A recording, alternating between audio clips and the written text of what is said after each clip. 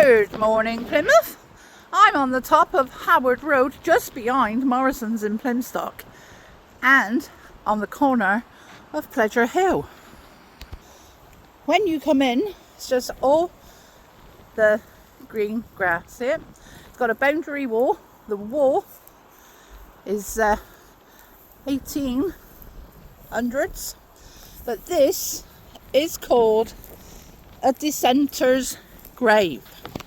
Now, one of my followers, Name Your Name, wanted to know why they got a graveyard with no church. Well, this graveyard, it's called a committee bought it. They were in Hooe Baptist Church down near Hooe Primary School. And what they done was, because there's no burial ground at the back of Hooe Baptist Church, they asked the Duke of Bedford, who owned all of this, by the way, the one in Tavistock, can they buy a piece of land? And yes, look, 1871. This is the only gravestones you can see now. So they bought this plot of land. They put a surrounding wall,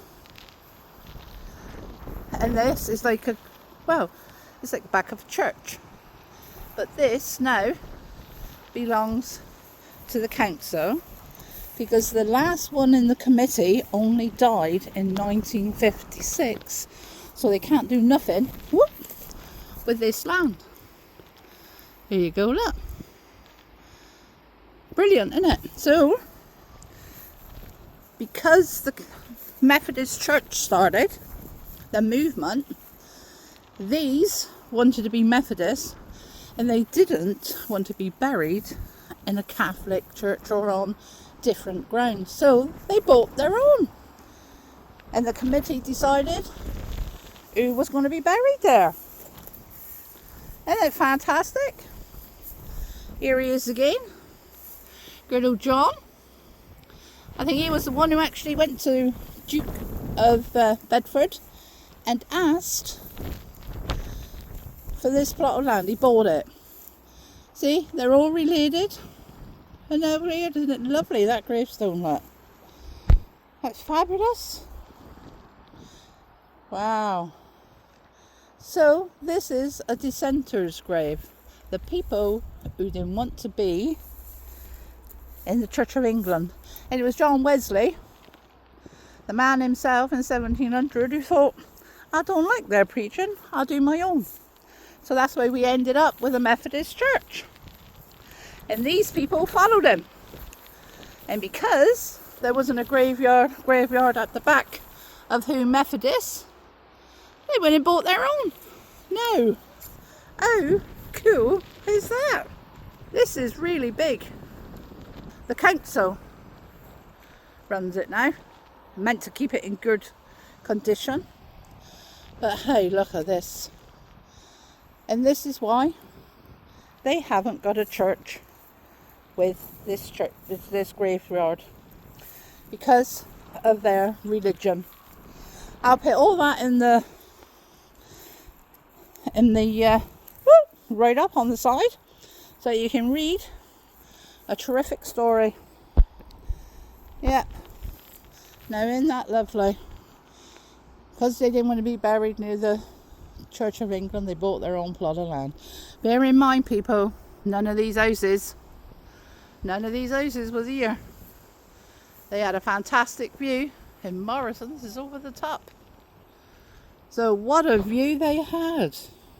Yes, so this is a Dissenter's graveyard. Absolutely fantastic. And because the last one to be buried here in 1957, I think you've got to allow everything in a graveyard 100 years. So they can't do nothing with this. Not yet. But you would have thought people would have known about this fabulous graveyard in the back of Plymstock. How cool is that? And look at that gorgeous boundary wall. It's meant to be about 37 people in here, but you can only see a few gravestones. Ah, oh, this is makes it two-step. What a fantastic little story. And yet again, all comes back to religion. Please push my like button. And thank you to all my subscribers. See, they got little... That was a cross on the top of there. There's all over. Yes. But this was families who grew up together, families who went to the church together. It is absolutely fabulous here, people. Oh, well worth a look. Come past Morrison's over in Plymstock. First on the left. You can't miss it. Wow, and look at that gate. That's original, isn't it? Wow. Have a good day.